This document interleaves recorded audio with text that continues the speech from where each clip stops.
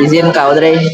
Selamat malam Kak Audrey. Terima kasih udah Oke, menyempatkan malam. buat mau diwawancarai kami Zaki, Arkam sama Ahmad. Ini kami buat memenuhi UTS dari studi kawasan Eropa. Mungkin dari Ahmad Firman ada ini apa opening atau gimana? Apa mau langsung mulai aja, Wan? Mungkin langsung saja ya Kak untuk pertanyaan yang pertama.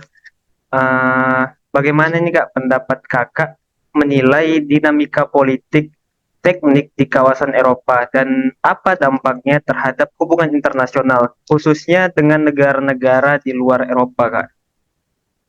Nah, ini pas banget ya. Materinya tuh ini pernah aku ambil pas waktu kuliah di semester 6 kemarin ya. Kalau ngomongin soal Uni Eropa, tentunya kita kalau ngomongin impact yang mereka hadirkan, terutama pada masa lalu ataupun mungkin pada masa sekarang itu macam-macam ya.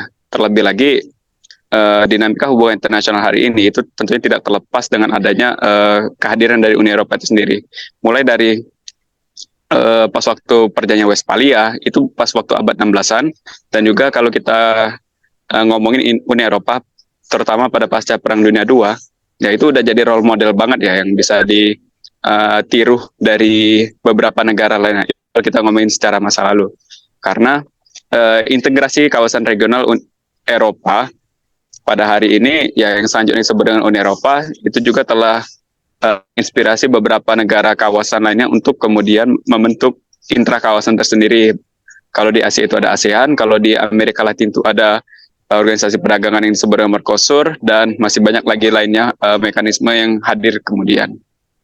Terus kalau kita ngomongin pada beberapa negara di luar Eropa, ya intra kawasan yang terjadi pada hari ini itu tidak hanya mempersatukan kedua negara masing-masing negara di kawasan doang, tetapi juga kemudian untuk memperluas akses pasar yang ada di luar. Baik itu kalau dari segi perdagangan, tapi kalau dari segi keamanan itu juga ada yang nantinya mungkin bakal dibahas secara mendalam terkait dengan bagaimana kemudian Uni Eropa tuh turut berkontribusi di beberapa konteks yang ada di sektor keamanan kayak gitu. Dan kegabungan beberapa negara anggota tersebut juga menaruh perhatian, seperti kalau kita lihat negara Turki yang pada hingga hari ini itu masih berada di posisi yang stagnan untuk mencoba bergabung karena beberapa faktor lainnya. Tapi let's say ini kita bisa pandang sebagai sebuah butterfly effect yang kemudian mempengaruhi negara-negara yang ada di luar Eropa kayak gitu. Oke, baik Kak. Mungkin untuk pertanyaan yang kedua ya Kak. Pertanyaan selanjutnya ini apa saja gitu Kak konflik atau krisis utama yang saat ini mempengaruhi stabilitas keamanan di Eropa Kak, dan bagaimana negara-negara Eropa ini bersama-sama menanggapi tantangan-tantangan tersebut Kak? Oke. Nah, saya rasa untuk yang menjadi sebuah ancaman tertentu bagi negara kawasan Eropa, ya kita mungkin sudah sering belajar ya yang namanya sekuritisasi atau enggak. Mungkin teman-teman pernah dengar juga yang namanya Common Foreign Security Policy yang ada di Uni Eropa. Nah, kalau dari apa yang mekanisme yang hadir dari Common Foreign Security Policy ini, ya ini mungkin kayak semacam intervensi lah kayak gitu, intervensi yang ada ke negara di luar kawasan. Tetapi kemudian negara di luar kawasan sini, bahkan termasuk Indonesia, CFSP itu pernah berlaku pada waktu operasi GAM. Nah, yang menariknya adalah ketika konflik Ukraina-Rusia ini terjadi, justru CFSP tadi itu nggak jalan maksimal. Padahal itu secara geopolitik atau enggak secara kawasan ya berdekatan kan, Ukraina dan Rusia, tapi CFSP justru melempem. Dan ya ini menjadi sebuah tantangan tersendiri sih menurut saya, di mana ini di data yang ada, karena Uni Eropa hari ini itu mulai dipertanyakan nih kayak keeksisannya dalam jadi role model dalam segi dalam segi intraregional yang ada di kawasan kayak gitu. Tetapi bukan cuman konflik Ukraina Rusia doang, tapi juga ada beberapa isu lain seperti terorisme, migrasi, karena kan ya kita tahulah Uni Eropa itu ada kayak semacam Schengen area yang kemudian agak welcome lah dengan beberapa pengungsi, tapi kemudian negara anggota ya khususnya Ungaria mereka tidak cukup welcome dengan pengungsi kayak gitu. Dan terus juga ada isu terorisme yang kemudian jadi perhatian tertentu kayak gitu. Ya ini nggak terlepas dengan dari war on terror yang ada pada tahun 9/11 pada tahun 2001 lalu kayak gitu ya.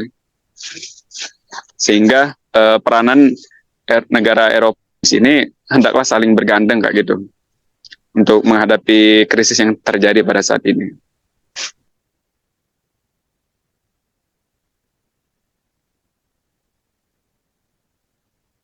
Oke, baik Kak Audrey. Mungkin pertanyaan selanjutnya ya Kak. Dapatkah Kakak ini menjelaskan ya bahwa bagaimana strategi keamanan yang diterapkan oleh Uni Eropa atau NATO dalam menghadapi ancaman terorisme, migrasi dan juga agresi militer Kak?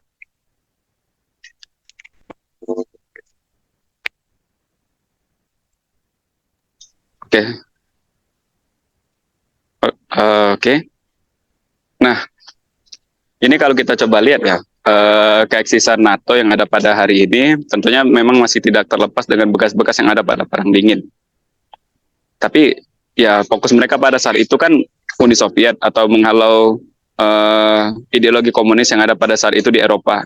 Tapi bahkan setelah Uni Soviet pun runtuh, mereka masih tetap ada hingga saat ini. Dan kalau begitu apa sih tantangan yang ada pada NATO pada hari ini kayak gitu?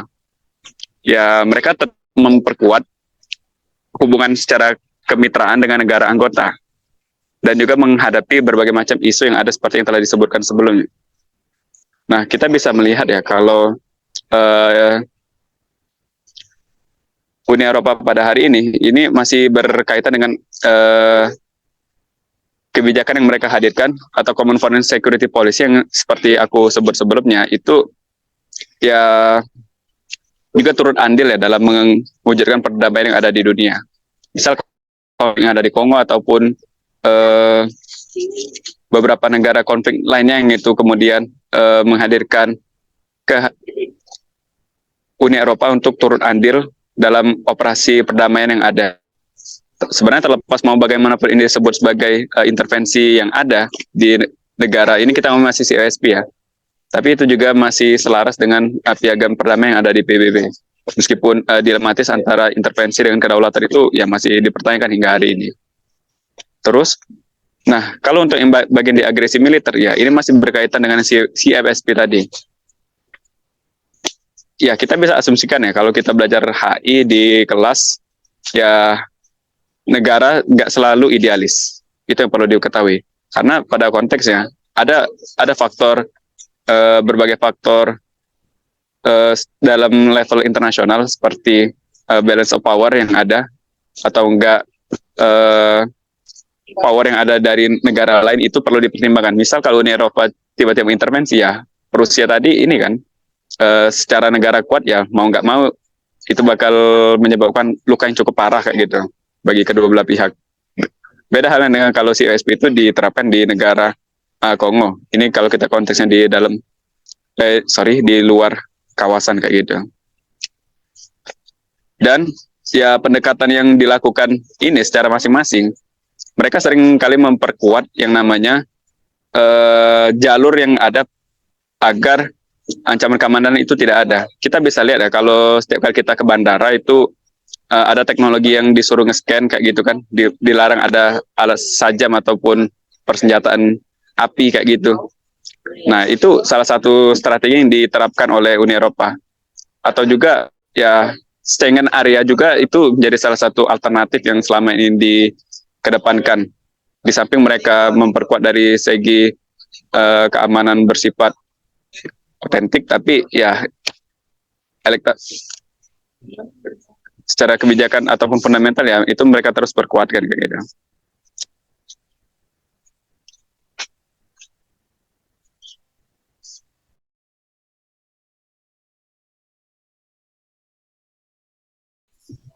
Sebentar kak, teman kami lagi bermasalah jaringan. Oh ya, oke, nggak apa-apa ya. Lanjutkan.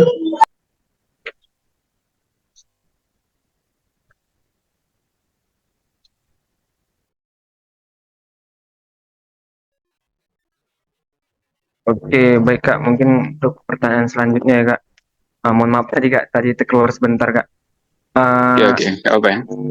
Bagaimana Kak peran serta pengaruh Rusia dan Amerika Serikat dalam dinamika politik dan keamanan di Eropa, khususnya terkait dengan isu-isu seperti perluasan NATO dan juga sanksi ekonomi Kak?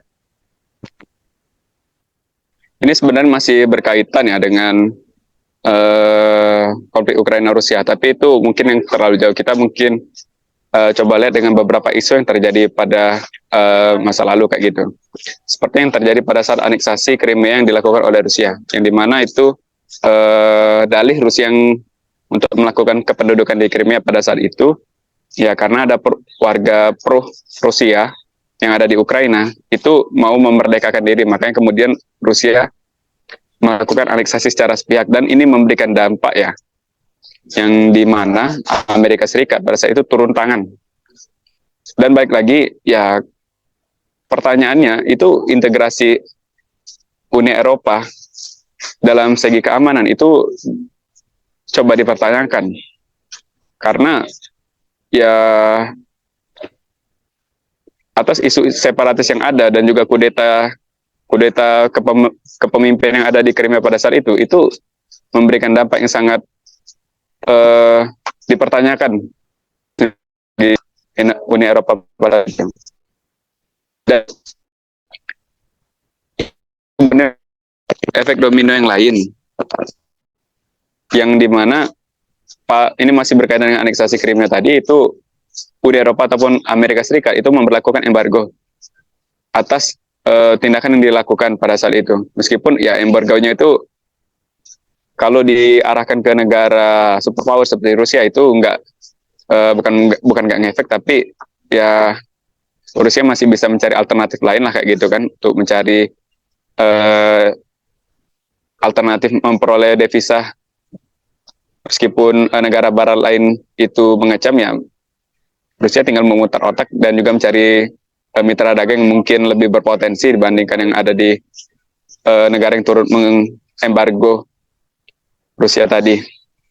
Terus ya kita mungkin pernah mendengar ya JCPOA ataupun mungkin perjanjian nuklir yang ada pada Amerika dan Iran. Nah, kita tahu itu kan Donald Trump terpilih menjadi presiden. Nah, pada saat itu Donald Trump itu menarik diri dari JCPOA karena itu dianggap merugikan. Nah, impactnya apa? Ya pada saat itu ya negara Rusia yang memiliki perusahaan di Iran itu merasakan proxy impact akibat kepenarikan AS yang ada pada saat itu, dan itu yang kemudian menjadi sebuah pengaruh yang kemudian muncul antara ya Rusia dan Amerika, tapi Uni Eropa yang berbeda. Terus ya paling mungkin itu ya yang impact yang muncul akibat dari Rusia sama AS di negara kawasan Uni Eropa.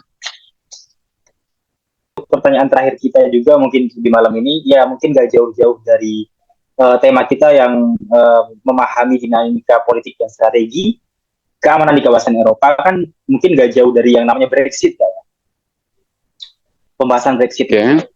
Mungkin pertanyaan aku nih, menurut kakak sendiri itu apa dampak Brexit terhadap kebijakan luar negeri dan keamanan di Eropa, dan juga bagaimana negara-negara Eropa ini dan lainnya juga menyesuaikan diri dengan perubahan ini kak. Mungkin itu kak. Oke. Nah, ini menarik ya pertanyaannya. Jadi kalau kita ngomongin Brexit, ini mungkin nggak terlepas dengan kejayaan Britania Raya yang telah ada dari abad 8 dan hingga abad awal 20-an. Tetapi semuanya mungkin udah mulai berubah pas waktu UK itu dengan Uni Eropa pada tahun 19-an kayak gitu kan. Oh, iya. Nah, tapi kemudian Britania Rayat ataupun United Kingdom pada saat itu sudah mulai merasakan nggak ada untungnya kayak gitu. Karena ya ada sebuah kesepahaman yang berseberangan antara negara negara anggota Uni Eropa dan juga ya United Kingdom pada saat itu ataupun Britania Raya itu cuma menggendong sebagian besar yang ada beberapa isu yang ada di Uni Eropa. Ya kita bisa lihat ya krisis di Yunani yang kesering itu ya impactnya secara nggak langsung itu membebankan negara yang dominan ataupun United Kingdom itu sendiri. Nah, terus kalau kita coba lihat ya dengan terjadinya Brexit pada saat ini, ya Britania Raya sudah pasti tidak bakal terlibat lagi dengan berbagai macam isu yang ada di kalau Eropa itu memiliki institusi sistem yang dimana Britania itu memiliki peranan yang cukup. Brexit itu terjadi, ya itu memberikan dampak juga. Sampai terakhir kali itu kan operasinya itu masih berjalan kalau nggak salah. Pasca Brexit, mulai dari ekonomi, keamanan,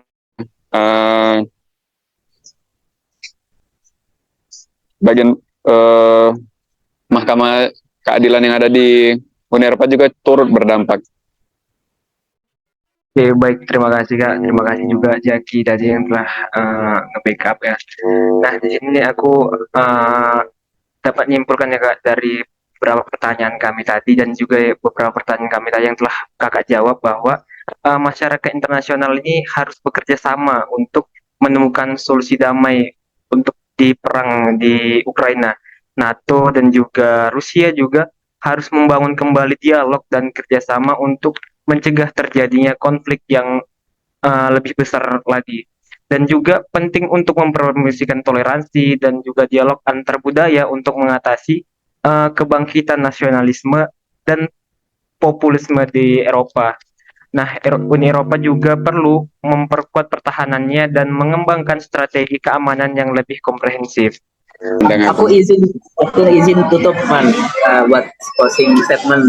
Sebenarnya terima kasih banyak pribadi dari aku, Rafa, dari Zaki, dari Ahmad, dari Arkam, buat Kak Audrey yang sudah bersedia buat jadi speaker kita pada malam hari ini.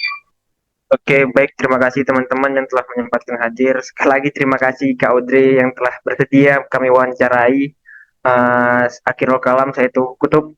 Wabillahi taufiq wal hidayah. Wassalamualaikum warahmatullahi wabarakatuh. Waalaikumsalam. Terima kasih teman-teman.